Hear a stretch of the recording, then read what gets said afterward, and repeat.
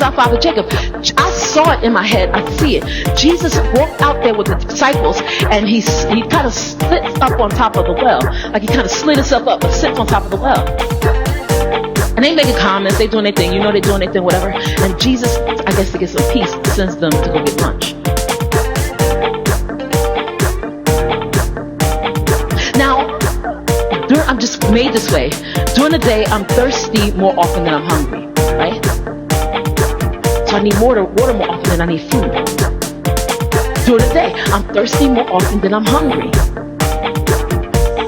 If I'm thirsty, if I want something to drink, if I'm looking for something to drink from God, I'm in dire need of it, right? But when I tell, if I tell you I'm hungry, it's almost like I get hangry with it, right? Because I need food right now. When I think about the two, I need something to drink while I am eating, right? Because I don't know how most people are, but I like to drink when I'm eating. So I need something to drink while I'm eating. I don't need necessarily to have food every time I have something to drink. I'm on this blog now, and I have a cup next to me. I don't need food while I'm drinking, though. I'm okay when I'm drinking, right? I need something to quench my thirst. However, hunger does not always exist, and I can satisfy my hunger a little bit and hold myself off from eating a little bit if I drink appropriately.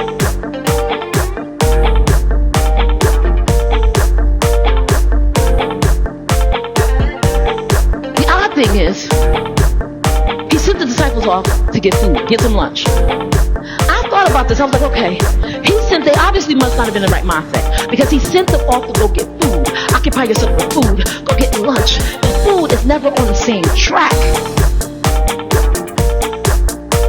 As thirst, as water, as drinking, as getting some to obeying your thirst, as not being parched, right? I gotta cure that thirst, right? I can go 7 days, they say, without food, but I can only go, I think, 3 days without water. I don't think I can go that long.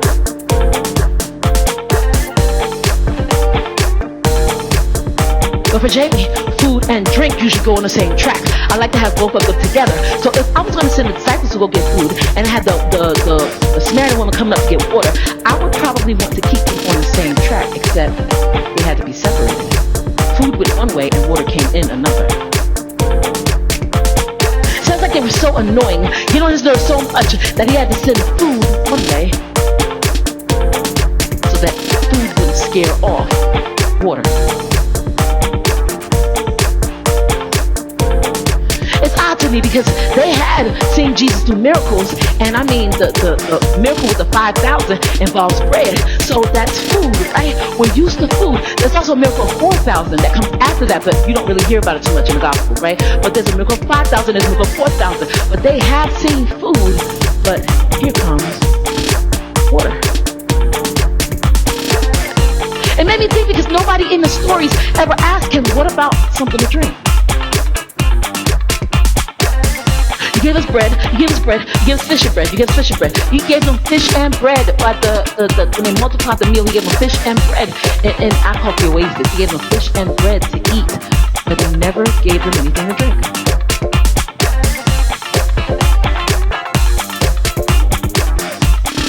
You have these men who start walking with Jesus, 12 men who walking with Jesus, they had food. And when they left that place, they left with 12 baskets, which means he told them how to get bread and fish, but they had left with enough to share, enough to replicate, enough to do the same thing again.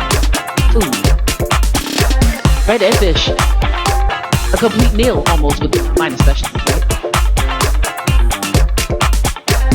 But Jamie, I'm just this way. If I eat, I'm choking. If I'm not drinking, I got something to drink while I'm eating.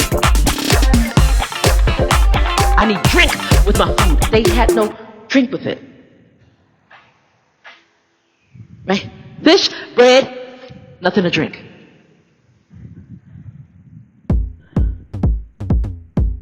The little boy, he brought the bread and the fish, right? Jesus multiplied it. Who would bring the water? Where would the water come from? Why did nobody ask for anything to drink? Here comes this woman. She didn't come with water, but she came to get water. She came to draw water. And because she came to draw water, she had enough to satisfy her thirst. But Jesus would give her more so that she could satisfy the world's thirst. She's the first evangelist, right? Oddly enough, when she got there, she had a water pot, she had everything she needed. But she asked them,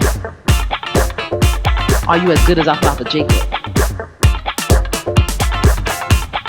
He had pinned Jacob in Genesis. He pinned him, right? We talked about it. Jacob got pinned. Jacob lost the wrestling match, obviously, because Jesus left, I guess, and went back to heaven, but Jacob was still on earth.